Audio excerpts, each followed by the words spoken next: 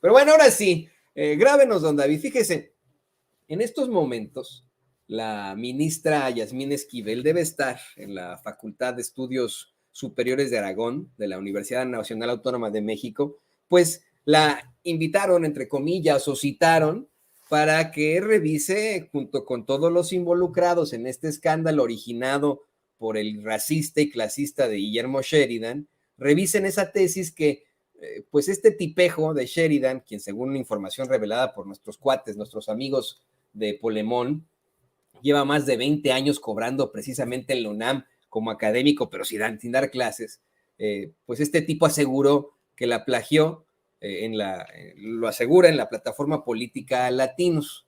En estos momentos debería estar, pues vamos, declarando, revisando, siendo citada por las autoridades de la máxima casa de estudios. Ahora, eso pues es previo ante una decisión que tomará precisamente la Suprema Corte de Justicia en unos cuantos días. Ya en 2023, la Suprema Corte de Justicia de la Nación determinará a su nuevo ministro presidente, el hombre o la mujer, el letrado o la letrada, que estará pues precisamente teniendo a su cargo la presidencia del cuerpo judicial más importante de México. Y pues en este escándalo que se genera desde Latinos, que encabeza a Carlos Loret de Mola, los montajes, por supuesto, o el muy misógino de Víctor Trujillo, en este montaje se ha planteado una y otra vez que es para evitar que la ministra Yasmín Esquivel se convierta en la ministra presidente de ese cuerpo judicial, ¿no? Así de sencillo, de la Suprema Corte de Justicia de la Nación. Porque, y esto lo dio a conocer el presidente López Obrador, los del Reforma, los del Universal, quieren que quede el ministro más rico que existe, el ministro más rico que tiene precisamente la Suprema Corte. El presidente López Obrador no dio a conocer de quién se trataba, ¿no? Lo dejó así como para entrever, nunca dijo de quién iba ni nada, dijo, ustedes que son mirones profesionales, chismosos profesionales como periodistas, ustedes investíguenlo. Y este, pues, empresario de los medios de comunicación, ya sabe usted, que se llama, ¿cómo se llama este cuate? Mi querido don David, que es muy infame, se me fue su nombre, Federico Arreola, otro de esos personajes que desafortunadamente tenemos que soportar en los medios tradicionales, pero que es lo que difama a él, ¿no? Definitivamente, él no, digamos, es de los que ataca a los compañeros periodistas independientes, pero bueno, pues él nunca ha podido sostener que sea periodista, que obtenga, trate, interprete con rigor o difunda información. Bueno, pues este cuate que sí está al nivel de los más ricachones de los ricachones, que es parte de ellos, que es cuate de ellos, que va a los mismos restaurantes que ellos, aseguró en una columna recientemente que se trataba del ministro, de nada más y nada menos, el ministro, ahora le voy a decir cómo se llama, porque todos estos tienen nombres de súper alto pedorraje, ¿no? Tienen como 70 apellidos, ¿no? Ministro Fernández de la Rioja, de la Parra y Góngora, Aramburuzabala, bla, bla, bla, ¿no? Bueno, pues este cuate se llama Alfredo Gutiérrez Ortiz Mena, ¿no? Alfredo Gutiérrez Ortiz Mena, el ministro que según Federico Arreola es el más rico de los que tenemos ahí en la Suprema Corte de Justicia. Y según nuestro queridísimo amigo Ricardo Sevilla, pues es cliente de lujo de dos grandes diarios, los diarios que lo protegen, el Universal y Reforma. Y por eso le damos la bienvenida ahora a nuestro queridísimo Ricardo Sevilla, ya sin más preámbulo, sin más introducción, para que nos hable de estos hallazgos que ha hecho con pruebas, con datos duros, con el recabado de sus fuentes. Mi querido Ricardo, pues muy bienvenido aquí a Sin Censura. Qué gusto me da verte, qué gusto estar platicando aquí contigo. Al contrario, querido Toño, el gusto es mío y siempre es un placer compartir estos micrófonos de este medio de comunicación libre como el viento, como lo describe bien mi querido amigo Vicente Serrano. Y estas fuentes, después de tantos años que hemos ido acumulando a lo largo del tiempo en estos medios de comunicación corporativos, pues son amplias, son amplias. Comenzamos desde los 19 años, ya tenemos mucho, mucho, mucho recorrido. Y fíjate, Toño, que hace un tiempo tú y yo estábamos platicando precisamente del despertar de los medios de comunicación independientes, y eso se centra fundamentalmente en todos los editores, los coeditores, los fotógrafos, los diseñadores, los periodistas de a pie, que ya están hartos de trabajar en esos medios de comunicación corporativos, y fíjate que no están a gusto y nunca lo estuvieron trabajando en estas compañías que, lejos de hacer periodismo, se dedican a cuidar el negocio del patrón. De hecho, la mayoría de los periodistas nunca ha estado a gusto en esa clase de compañías disque periodísticas que le pertenecen, la mayoría, a muebleros y a usureros. Pero hoy, querido Toño, ya puede sentirse en el ambiente que pues estos personajes ya están muy, muy incómodos con la gente que está trabajando en las redacciones. Ya puede sentirse en el ambiente el hartazgo de muchos compañeros y compañeras, y el trabajo que estamos realizando en esta clase de espacios, me atrevo a decirlo, está motivando a que los compañeros, a que las compañeras periodistas nos busquen para denunciar con datos duros qué está ocurriendo, qué continúa sucediendo en los longevos y añejos medios de comunicación. Y eso nos alegra, Toño, porque eso quiere decir que medios como el Reforma, el Excelsior, el Universal, están al borde del colapso, y están al borde del colapso porque los periodistas que trabajan ahí ya están abriendo los ojos y están revelando las corruptelas en esos lugares. Y si usted se preguntaba, ya para entrar en materia, ¿por qué el periódico Reforma y el periódico El Universal defienden tanto a este magistrado que, de acuerdo con lo que presentas, habrá dicho también a mí también se me olvida su nombre, el de SDP, ¿no? Federico Arreola. Federico Arreola, exactamente, es que ha de ser, es mezquinón. Federico Arreola es bastante mezquinón y se nos olvida su nombre. Bueno, de acuerdo con Federico Arreola, este sujeto que está usted viendo en su pantalla, pues Alfredo Gutiérrez Ortiz Mena sería el magistrado más rico que está en la Suprema Corte de Justicia de la Nación, y sería el candidato de la oposición para presidir esa corte, la corte, como tú bien dices, es el máximo tribunal de México. Y unos amigos que trabajan en esos medios de comunicación nos buscaron ya muy enojados, muy exasperados, y nos dijeron que ¿por qué están defendiendo en estos medios de comunicación a este magistrado? Pues bueno, eso se debe a que el ministro es un gran cliente.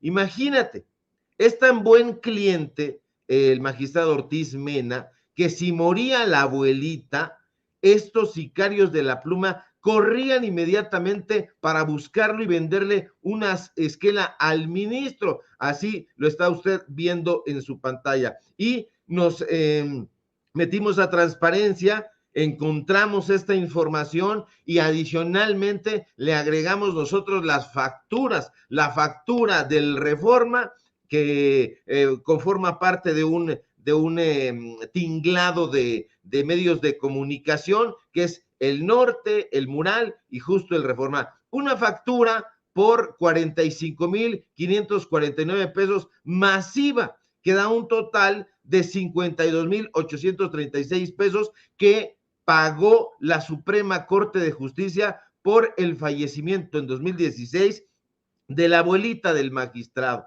De tal suerte que los magistrados, esta clase de magistrados, no son como usted o como yo, no. A ver, déjame te interrumpo ahí, perdóname. ¿Quieres decir, querido Ricardo Sevilla, que la Suprema Corte hizo que nosotros como mexicanos pagáramos una esquela en el periódico Reforma por la muerte de la abuelita de este cuate? Así es, y no solamente en el Reforma, o sea, no son como nosotros, Toño. Es decir, si muere nuestra abuelita, que en mi caso pues ya sucedió en las dos ocasiones, pues no se conforman con llorarla en lo privado, con tener luto, el luto humano, como le llamaba el gran José Revueltas, no se conforman con eso, quieren que los medios de comunicación se enteren y bueno, uno diría, pues está perfecto, que ellos paguen una esquela, está muy bien, allá ellos y sus gastos, pero no, en este caso, como lo está usted viendo en su pantalla, esta factura está siendo emitida por la Suprema Corte de Justicia de la Nación. La Suprema Corte con dinero público pagó esta esquela en ese periódico, pero no solamente fue ahí, también en el periódico Universal pagaron otra esquela que está usted viendo justo en este momento en su pantalla, un pago que le hacen por 19,926 pesos más IVA, que da un total de 23,114 pesos, es decir, más de 70,000 pesos, poquito más de 75,000 pesos por estas esquelas. Ahora, aquí usted dirá, a lo mejor no es tanto el dinero para ellos, en efecto, serían cacahuates, pero eso revela, Toño, público memorioso, cómo estos personajes compran prensa, compran espacios y lo hacen no con su dinero, tienen unos sueldazos, más de 200,000 pesos se meten mensuales, pero no gastan un ápice, no gastan un peso partido por la mitad y todo, vales de despensa, gastos de representación, viajes, viáticos y ahora hasta esquelas porque murió la abuelita, pagan estos ministros y justamente por eso en estos medios de comunicación conviene y conviene mucho que queden estos perfiles. ¿Por qué? Porque son dispensiosos con el dinero. A ellos no les cuesta, entonces dicen, bueno, que pague la Suprema Corte de Justicia. Oiga, magistrado, es dinero del pueblo, no importa, porque lo que importa es que no es mi dinero. Aquí está usted viendo el edificio sede, donde se dan cita estos personajes. Hay unos perfiles que valdría muchísimo la pena investigar, porque ahora que Guillermo Sheridan Prieto,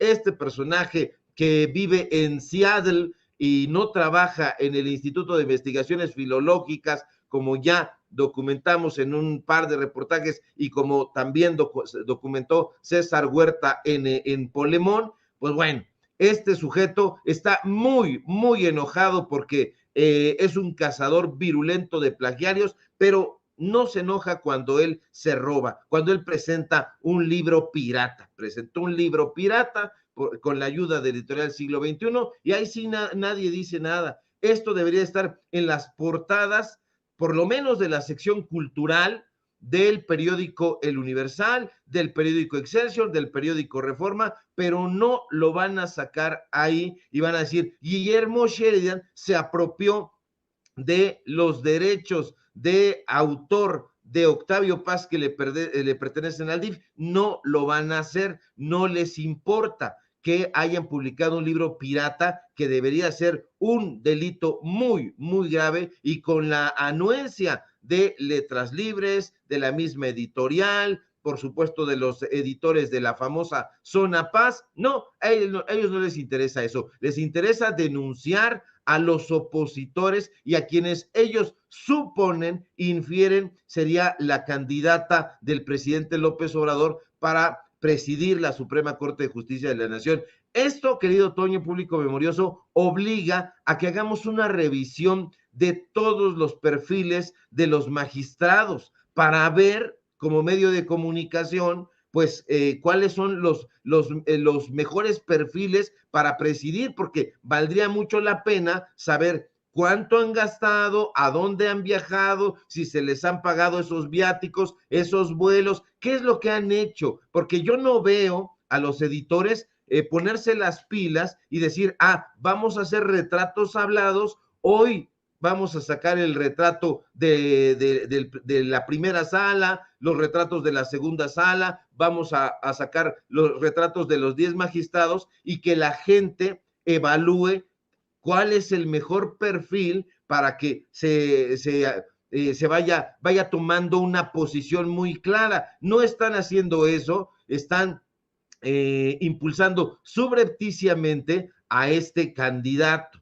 que es Alfredo Gutiérrez Ortiz Mena, que ya dijimos que proviene de una tradición de terratenientes que tenían presencia desde la colonia en este país, trataron esclavos, hay biografías al respecto. El abuelo todavía ganó la medalla Belisario Domínguez, se la entregaron en el gobierno calderonista. Entonces hay que tener mucho cuidado con quién estamos tratando. Calderón premia al abuelo, trabaja con este magistrado, lo propone de hecho a la Suprema Corte de Justicia de la Nación, de tal suerte que todo indicaría que se trata de un magistrado de corte calderonista, tal como lo fue en su momento en el tribunal también Reyes Rivera, este sujeto que amenazó al presidente López Obrador y que después dijo, bueno, le deseó la muerte, dijo, ojalá y alguien le dé cuello, y que después dijo, me hackearon, algo sucedió con mi cuenta. Entonces hay que tener mucho cuidado con eso y sobre todo informarse. Yo le doy a usted claves muy simples para que usted se informe y no se deje engañar. Entre al portal de la Suprema Corte de Justicia de la Nación, vea las biografías de estos 10 personajes y ahí va buscando para que se vaya dando cuenta de dónde vienen, dónde trabajaron, qué hicieron, al servicio de quién estuvieron y de quién están. Y así va haciendo usted su propio reportaje, porque no necesitamos, y esto lo digo a pesar de que me vayan a llover jitomatazos, no necesitamos título de licenciatura, de maestría, de doctorado, estudiar en el extranjero, en las mejores universidades, para poder informarnos, para poder hacer nuestro propio periodismo y construir nuestra propia reflexión. Se necesita sensatez, se necesita entusiasmo, se necesita claridad, y es algo que no tienen los analistas en la derecha, querido Toño. Estoy anonadado con lo que nos acaba de dar a conocer, querido Ricardo.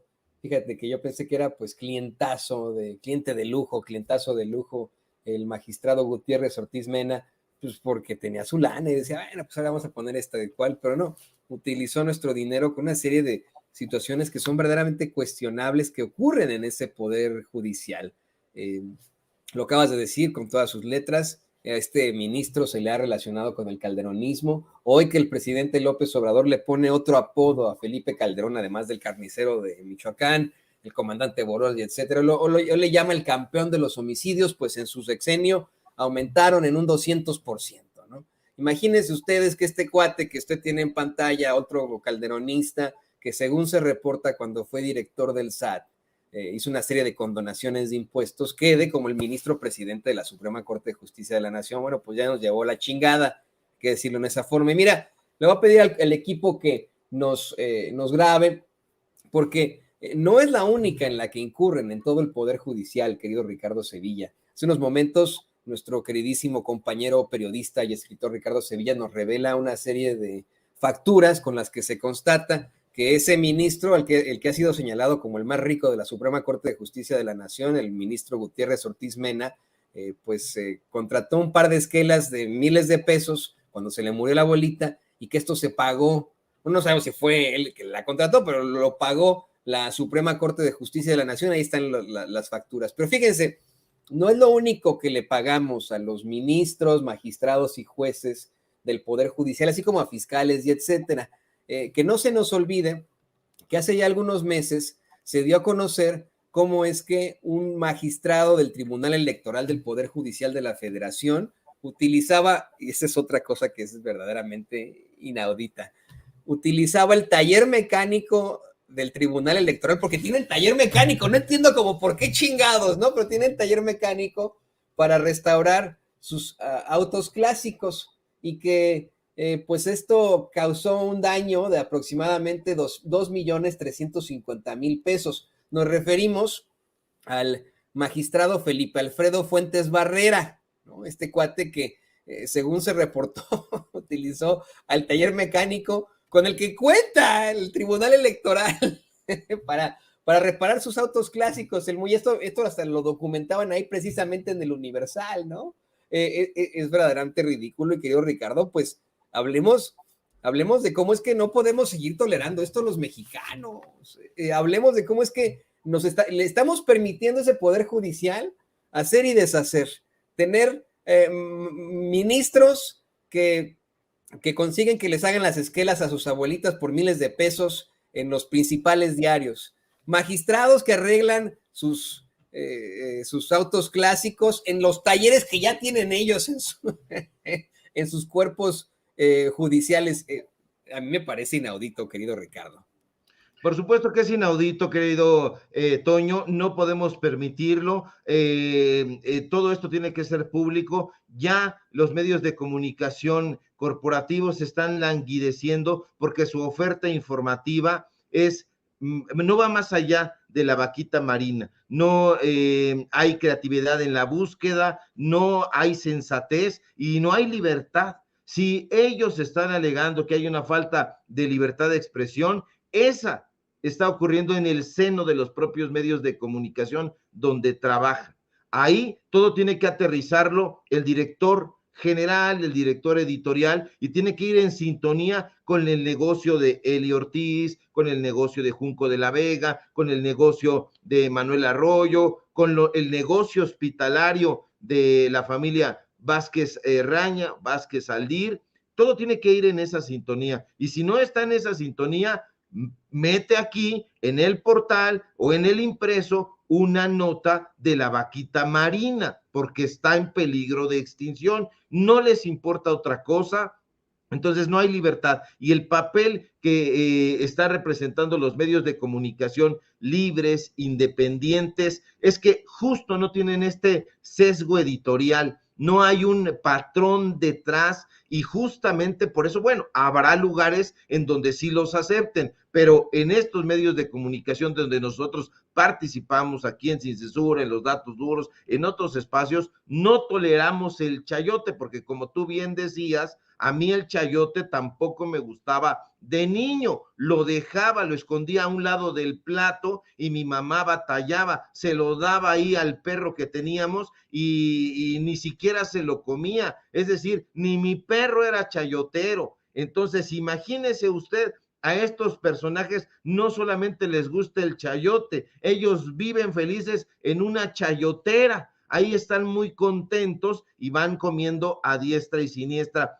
Estos magistrados tienen que ser sometidos a revisión, y una revisión que no se va a hacer en esos espacios, no se va a publicar en esos periódicos. Nosotros, y voy a hacer esta propuesta pública, vamos a ir sacando los perfiles de estos magistrados para que usted se dé cuenta quiénes son, de dónde vienen, si son clientes del Reforma, si son clientes del Universal, si son clientes de Excelsior. En efecto, estas esquelas no fueron pagadas ni por el magistrado Ortiz Mena, ni ordenadas por él, sino con los que da bien de la Dirección de Comunicación Social de la Suprema Corte de Justicia de la Nación. Para quedar bien el área de comunicación, ordenó esa esquela, y él se sintió muy a gusto porque sintió la empatía del propio lugar donde trabaja. Esto es terrible, es muy penoso, porque además ni siquiera fue con dinero recaudado por el salario de los mismos magistrados, no, fue con dinero del presupuesto. La partida presupuestal para prensa en ese mes fue de $1 millón en 2016, de acuerdo con la información que nosotros tenemos. Entonces, vamos a ir desglosando para bien de la información qué es lo que han hecho estos 10 magistrados, y es un compromiso que abrazamos, porque definitivamente, querido Toño, no vamos a encontrar ninguna clase de información en esos medios de comunicación. Todo mundo le está dando vuelo al trabajo, llamémosle así, al trabajo que presentó Guillermo Sheridan en Latinus, pero si tú lo has leído, y yo sé que sí, te vas a dar cuenta de que ese no es ningún reportaje, no hay fuentes consultadas, está en primera persona, no buscaron a la magistrada previamente, no es un reportaje, es un artículo redactado con las vísceras, es un artículo mísero y ni siquiera lo hizo Guillermo Sheridan. ¿Tú te imaginas a Guillermo Sheridan que vive y tiene su residencia permanente en Seattle, en el Centro de Estudios Mexicanos que tiene la Universidad Nacional Autónoma de México allá, viajando a la Ciudad de México, yendo a la Biblioteca Nacional, donde está el repositorio de las tesis, revisando ahí a sus 72 años estas tesis para ver dónde pesca a Yasmín Esquivel? Para nada, este personaje no lo hizo. Tienen un grupo de salameros, y perdón que los describa de esa manera, pero son un grupo de salameros, aspirantes a investigadores en la UNAM, que hacen todo lo que les pidan estos sujetos. Tienen secuestrada el Instituto de Investigaciones Filológicas, tienen secuestrada la Facultad de Filosofía y Letras, tienen secuestrada prácticamente la torre de rectoría en puestos muy clave. Ahí están estos personajes, tienen secuestrada la Academia Mexicana de la Lengua, que donde está Jaime Labastida Ochoa, el hermano de Francisco Labastida Ochoa, donde está Adolfo Castañón, donde está Guillermo Sheridan, en la propia Academia Mexicana de la Lengua está la hermana de Guillermo Sheridan, cuando no es lingüista, no es escritora, no es filósofa. Tienen secuestrado el Colegio Nacional, donde está Gabriel Said, donde está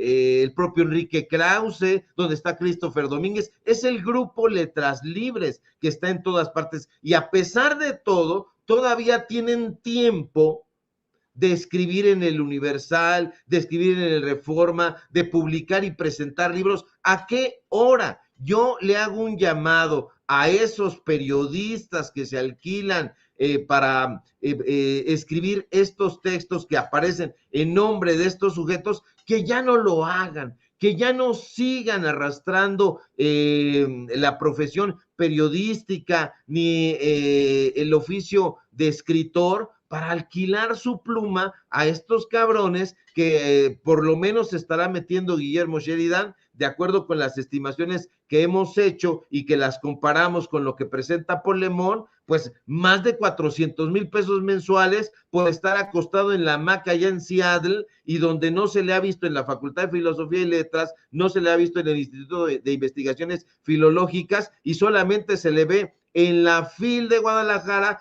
cuando lo lleva de la mano Enrique Krause y le dan allá un premio Raúl Padilla. Esa es la clase de personajes que tenemos como intelectuales, y son justamente, querido Toño, a quienes tenemos que exhibir y hacerlo con puntualidad, con datos duros, con periodismo que sirva y entere a la gente.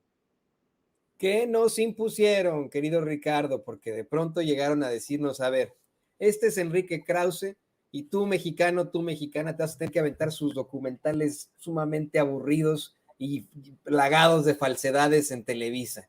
Llegaron y nos dijeron, este es Guillermo Sheridan, y tú, mexicano, tú, mexicana, te chingas, y vas a tener que leerlo. Y preguntamos, ¿quiénes son Krause? ¿Quién es Sheridan? ¿Quiénes son esos tipos, no? Pues son unos escritores ahí, y te chingas y los vas a leer, ni modo. Ese es tu problema. Cuando pues nunca nadie los conoce, les han hecho una especie de personalidad. Fíjate, constantemente quieren, y le digo a usted también, público consentidor, constantemente quieren comparar a cualquier situación de izquierda con lo que ocurre en Corea del Norte, que es más bien una situación feudal, cuando ellos son los que se hacen ese culto a la personalidad desde la ultraderecha. Le han hecho un culto a la personalidad a Krause, a este racista y clasista de Guillermo Sheridan, a personajes políticos. Le hicieron un culto a la personalidad también a Carlos Loret de Mola desde el principio, ¿no? Le hicieron ese perfil, esa personalidad en tiempos de Genaro García Luna. Ellos son los que aplican la estrategia norcoreana. O sea, eso es lo más interesante de todo. Y mira, decías hace rato que Guillermo Sheridan seguramente está muy feliz ahí en su hamaca en Seattle. Yo espero que mejor vaya y se siente en la aguja espacial que tienen ahí. Mejor que vaya y se siente ahí, Guillermo Sheridan, y nos deje de estar chingando a los mexicanos. Sí, le pido al equipo que nos grabe porque creo que debemos insistir un poco, ya con esto cerramos, querido Ricardo, pero creo que debemos insistir un poco en esto que nos plantea sobre muchos compañeros que están en los medios de comunicación corporativos y que ya están hartos de enfrentarse a las que se enfrentan. Mucha gente que nos ve, que nos escucha, no sabe por lo que pasan muchos comunicadores y comunicadoras, periodistas y periodistas de todos los ramos, y generalmente pues son señalados por ser parte precisamente de esos medios de comunicación corporativos, pero se enfrentan a lo peor.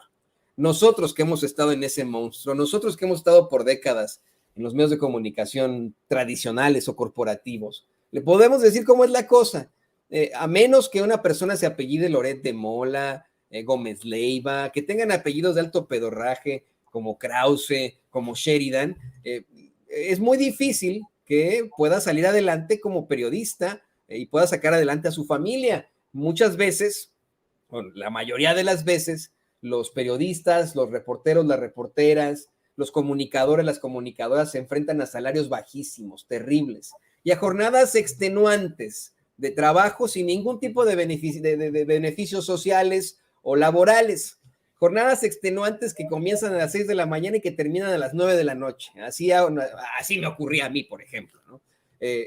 Salarios sumamente bajos y lo peor de todo, malos tratos de esos gerentes, jefes de información, jefes de sección, que esos sí están ahí porque pues tienen sus buenos contactos, porque tienen sus buenos apellidos, o de esos lectores de prompter que pues se creen los grandes periodistas, pero no tienen ni idea, ¿no? Nada más son la pura cara, nada más van ahí a leer prompters y de pronto los terminan siendo senadoras de la República, ¿no? Y de pronto terminan haciendo situaciones muy lamentables en uno de nuestros principales cuerpos legislativos, pero ese es otro problema.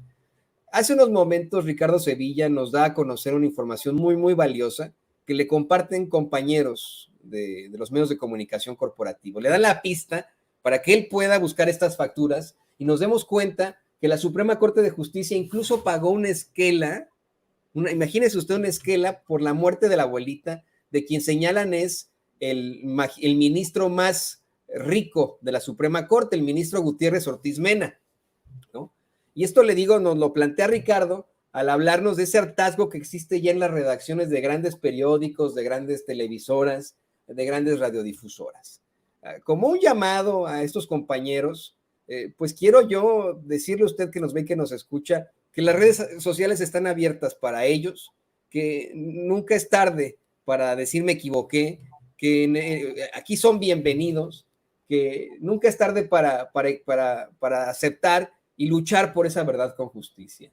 Hacer un llamado a que estos mexicanos y mexicanas que están en los medios de comunicación corporativos y que se enfrentan a lo peor de lo peor, se salgan y busquen la verdad con justicia, busquen su vocación, ese día que juraron ahí ante las universidades que iban a cumplir con la verdad y con la justicia, busquen la verdad con la justicia, que nada vale la forma en la que los tratan y que les hacen que les hacen decir lo que no quieren decir, como esto que planteaba Ricardo sobre los ghost writers, ¿no? Que tienen por ahí escribiendo las notas de Sheridan, de Krause y etcétera. Este es el momento para que ustedes salgan de ese barco completamente en llamas, querido Ricardo Sevilla. Los medios de comunicación corporativos en estos momentos son un barco, son un bote en llamas, del que pues es el momento, creo, conveniente para abandonar. No sé qué opinas tú de esto. Sí, por supuesto, hay que salir ya de estos medios de comunicación que no están fundados por periodistas. En efecto, hace unos días platicábamos justamente que son pocos los medios de comunicación que son fundados y dirigidos por periodistas.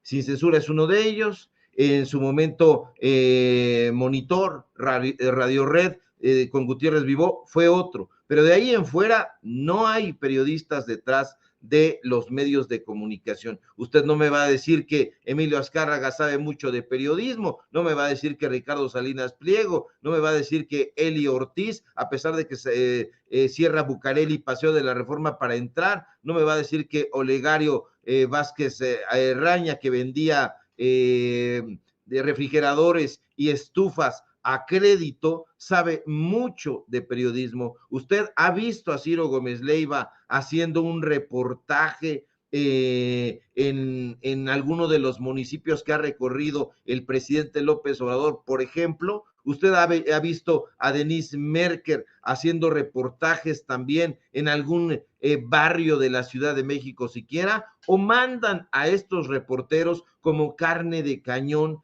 a que se arriesguen a pasar penurias, porque en efecto, déjeme contarle que los corresponsales en el periódico Excelsior ganaban 87 pesos por nota, entonces se tenían que aventar 4 o 5 notas al día para que les saliera más o menos en Guerrero, en Veracruz, y a veces ni siquiera se las daban a ellos porque tenían varios corresponsales. Entonces, yo también me sumo a este llamado que haces, querido Toño. Salgan, por favor, de esos medios de comunicación que están ya podridos, que ya tienen sus entrañas corrompidas o siempre las tuvieron, pero ya han perdido el máximo recurso que se tiene en el periodismo, que es la credibilidad.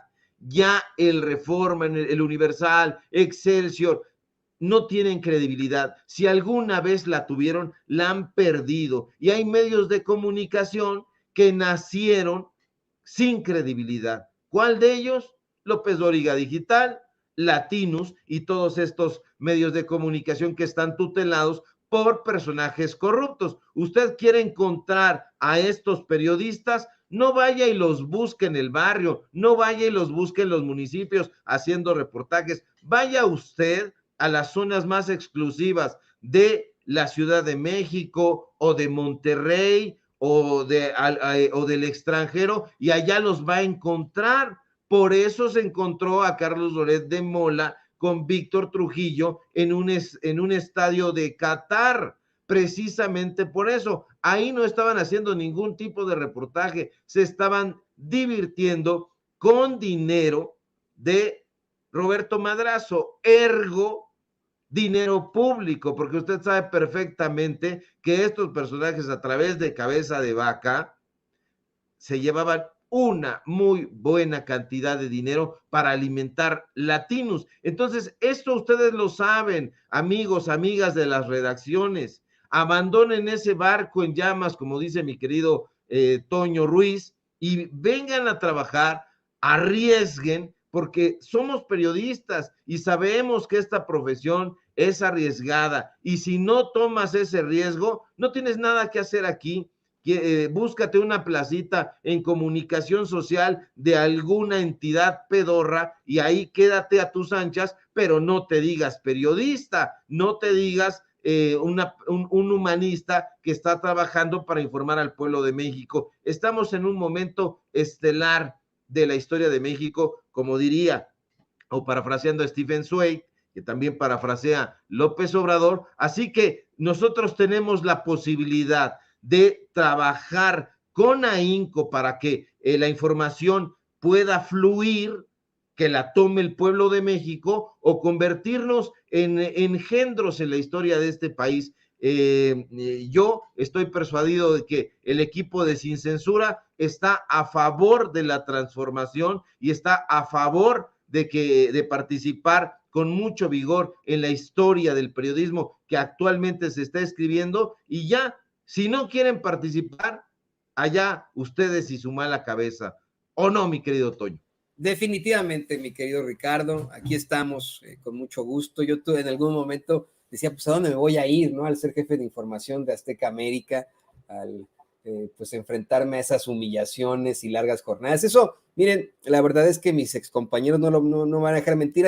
Hay muchos excompañeros que han sido muy críticos de Sin Censura, de muchas de las personas que han estado aquí, pero que me conocen a mí, saben lo mucho que le echábamos ganas, las largas jornadas que existían ahí, la calidad que le imprimimos a nuestros noticiarios y etcétera, y cómo es que hay una serie de irregularidades que no se pueden seguir, pues vamos soportando. A ellos les hago también un llamado con todo mi cariño por lo que vivimos en su momento, a que así como lo dice Ricardo Sevilla, abandonen ese barco en llamas y luchen por su verdadera vocación. por llevar a la gente, al pueblo de México, al mundo, la verdad con justicia. Bueno, querido Ricardo, pues me ha dado un placer infinito poder hacer este llamado después de la revelación que nos haces aquí en Sin Censura contigo. ¿Por qué no nos compartes tus redes sociales para que no solamente el público consentidor de Sin Censura se ponga en contacto contigo, sino también muchos de nuestros compañeros te hagan más revelaciones y te digan, oye, ¿hay chance ahí en Sin Censura de que participemos? ¡Claro que hay chance! Diles por favor cuando te busquen, que claro que hay chance de estar aquí en Sin Censura.